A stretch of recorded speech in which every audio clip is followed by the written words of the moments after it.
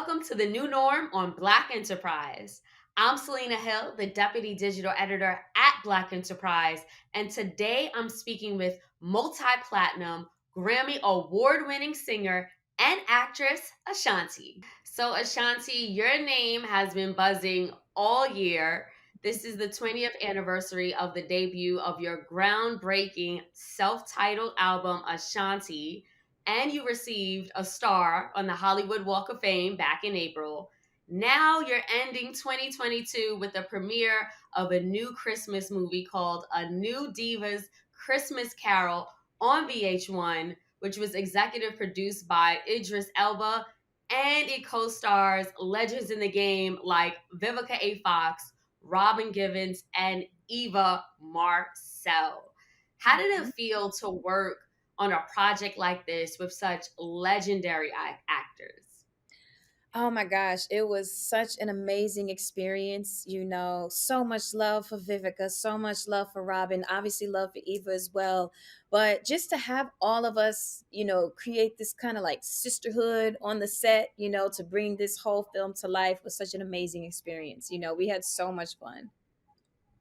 It's such a classic. It's a family oriented, family fun Christmas holiday movie, with myself, amazing Vivica Fox, Robin Givens, Eva Marcel, Mel B, and it's such a vibe. We had so much fun. I play Aphrodite, which is she's like this R&B singer, and she sings about love and passion, and she sings about being in love. And unfortunately, she kind of hits some hard times, and she becomes a little bit cold and a little bit hardened. She goes through some heartache, some heartbreak, and her upbringing kind of comes back, and she didn't have a great relationship with her family. So she starts to become bitter around the holidays, and she starts to lose hope in love, and starts to lose hope in just being positive and being nice. And my good sister spirits come in and try to guide her back to the way of being positive, and they're like, listen, I'm going to show you your past, your present, your future. You need to come out of this dark place. Let me bring you back to the light, bring you back to the love, So she goes on this journey with these spirits, and you have to watch it to find out what happens. But I think it's super relatable. It's such a beautiful message. And I think just with everything we're dealing with the world and us going through this pandemic, so many people mentally have experienced being in a dark place. So it's a message in there, you know what I mean? To say, look, don't stay in that dark place forever. You can make it past that. You know what I mean? So, Are you so it's a Christmas movie, mhm, obviously. Are you mhm. someone who really gets into the holidays and Christmas time? Oh, absolutely. We decorate everyone's house. We take turns going over to everyone's house decorating. We cook.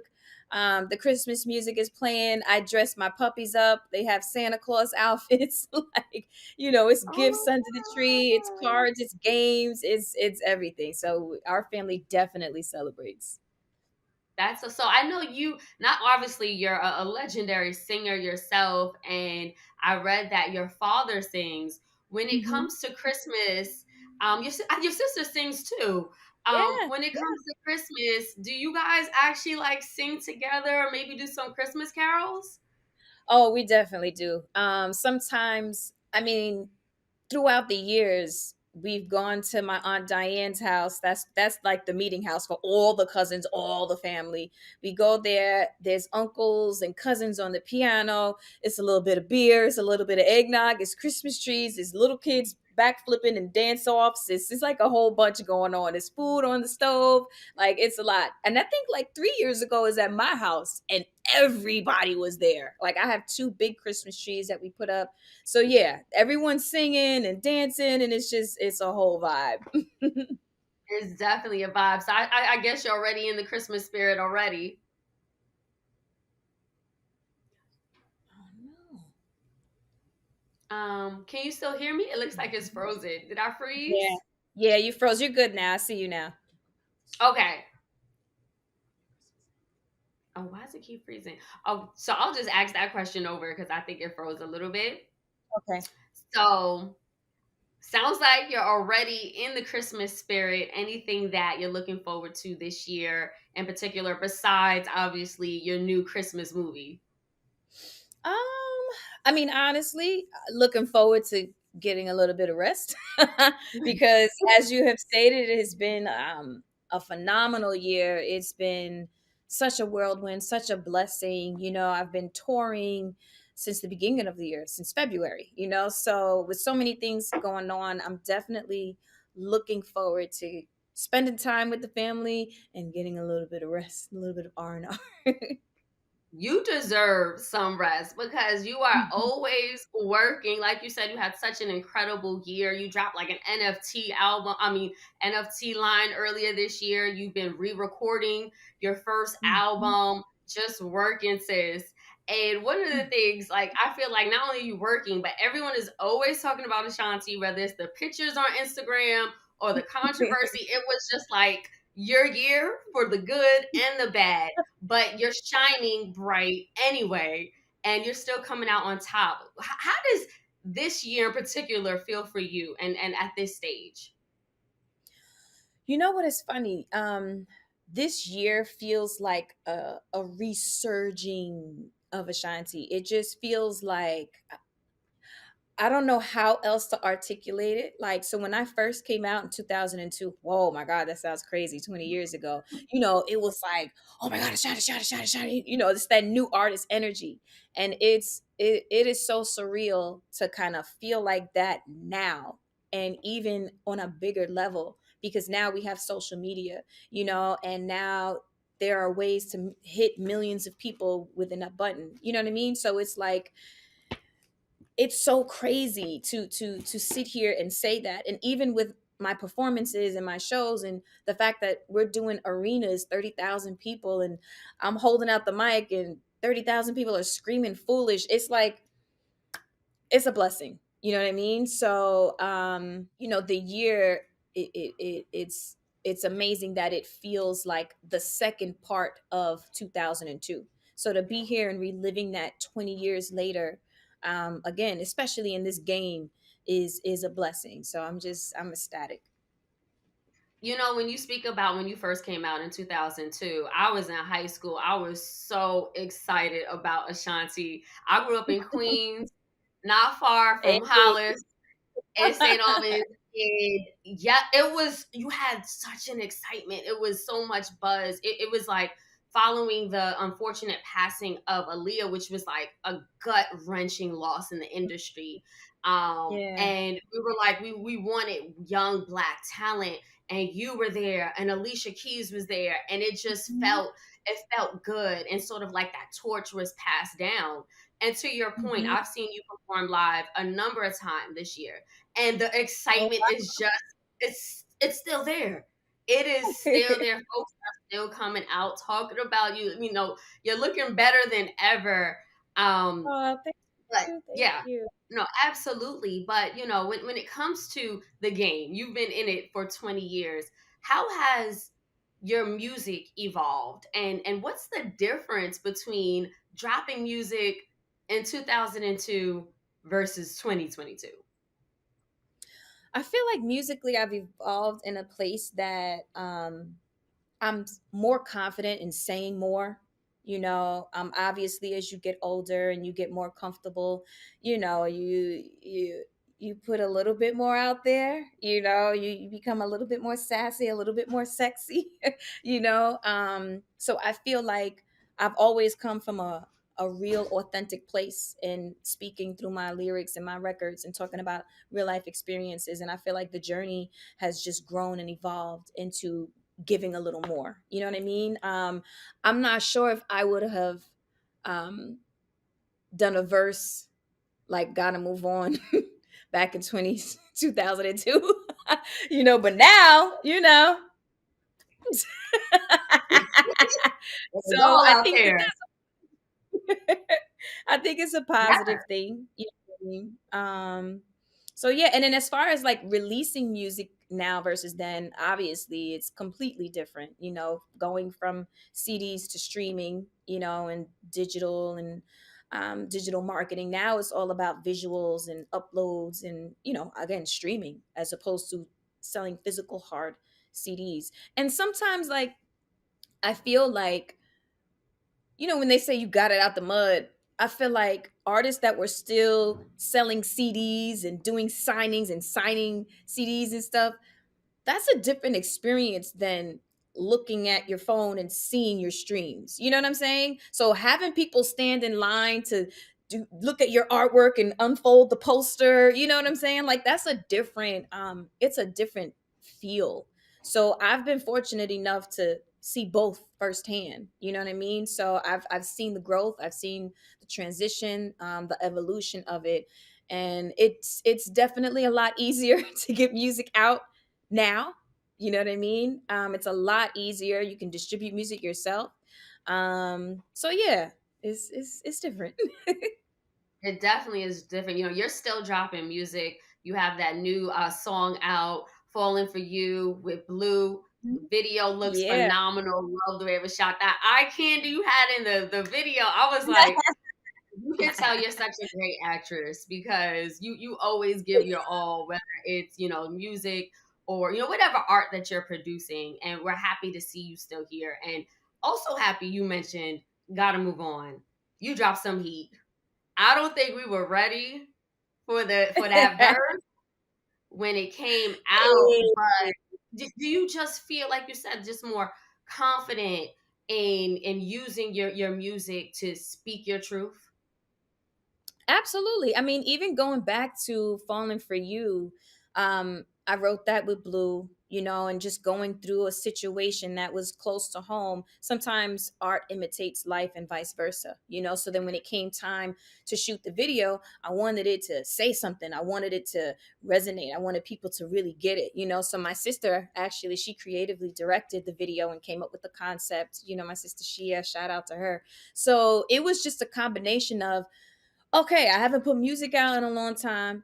Let's drop some heat. Let's put the visuals to it, And it's just crazy that the way that it worked simultaneously with everything going on publicly with me and getting that call from Puff and the Gotta Move On remix, the timing of all of that, the synergy was just incredible. Like I couldn't ask for better timing. And it was my birthday. So I'm like, I'm celebrating my birthday on an island with all my friends and family. We just dropped the Gotta Move On remix. And then the next week we dropped my single. And it's just like, it's just been an incredible, incredible whirlwind, So, oh my gosh. And then I ended up shooting the film. So it was just like a lot going on. So, Definitely a lot. Yeah, no, I mean, like you said, it's definitely full circle moments, especially for your day one fans. I think we appreciate seeing it. And speaking of things coming full circle, we've been seeing you on stage with Nelly. Chemistry looks like it's off the chain. Would you two ever consider releasing music together since it seems like you're definitely vibing?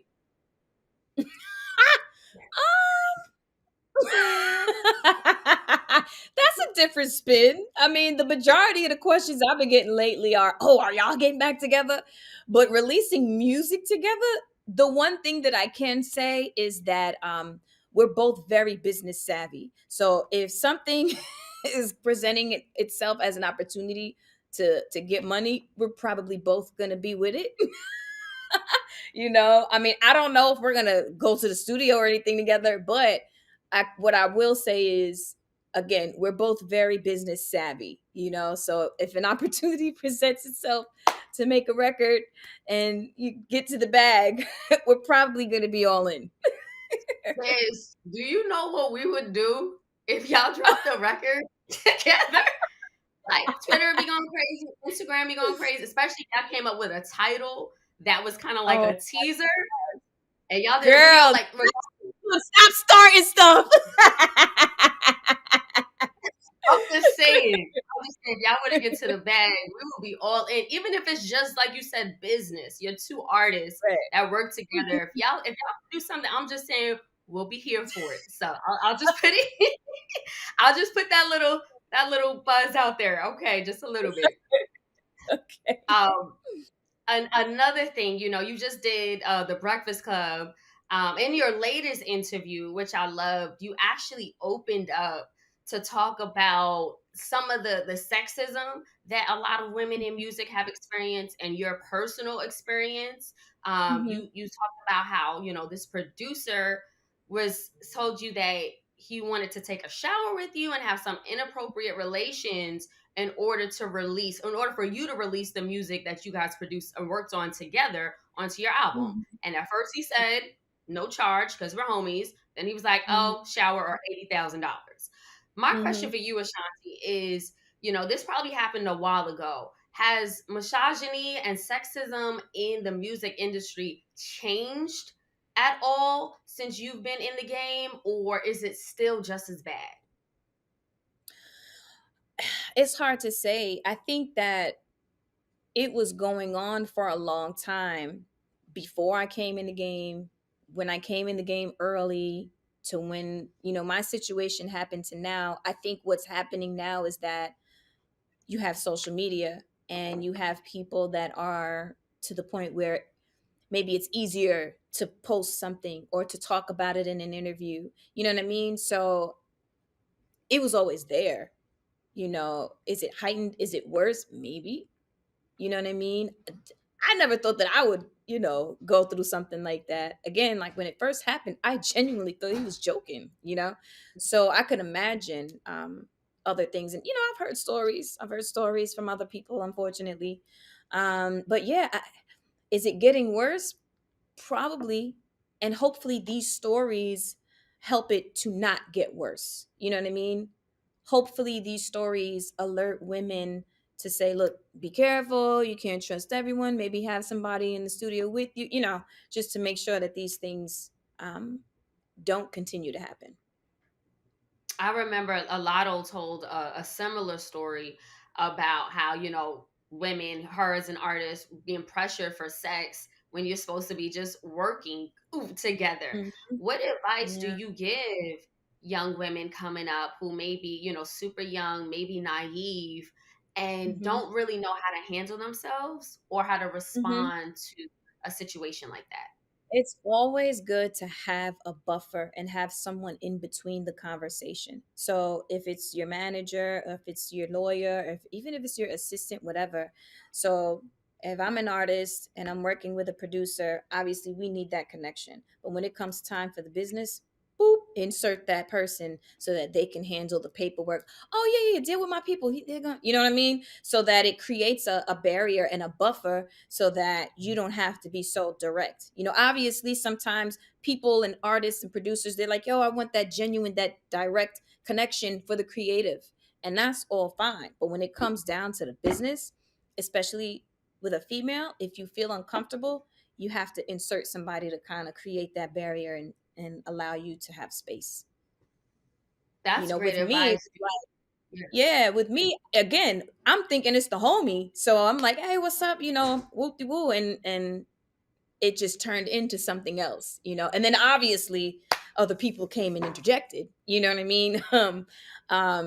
But that's the thing that you kind of have to look out for. You know what I mean? You can think someone is cool and think someone is the homie and be nice and cordial, but once it starts to pass that line, that's when you have to kind of insert your business and your business manager or your person. Will we ever get to the point where just men aren't in so many positions of power and they use that and they try to take advantage of women in the industry? Do you think that that power dynamic is shifting in favor for women? I hope so. I hope with women such as myself, such as so many of my peers, females that have gone independent and females that own their masters and females that are in higher places, continue to work and thrive and strive. And I think we have to continue to support each other to build that, you know what I mean? So that we're not so dependent on, this very male dominated world. It is what it is. It's a very male dominated industry. You know what I mean? So I think at the very least, it's about just demanding respect, carrying yourself in the way that you understand that you deserve respect. You give respect and you demand your respect. You know what I mean? And I think once people understand that and they take you serious, then that allows them to understand, here, this is what it is. I got to respect this person. And you just hope for that. So yeah, I hope that women continue to rise and we continue to support each other so that we can create our little Timeliness has been your thing this year. Things have been so right on time. This Christmas movie is right on time. It will pick us all up. A new Divas Christmas Carol. Make sure you guys check it out on VH1. Ashanti, such a pleasure connecting with you always. We love you, sis. And I just want to thank you for your Thank time today. you. Thank you so much. You got it. Take care.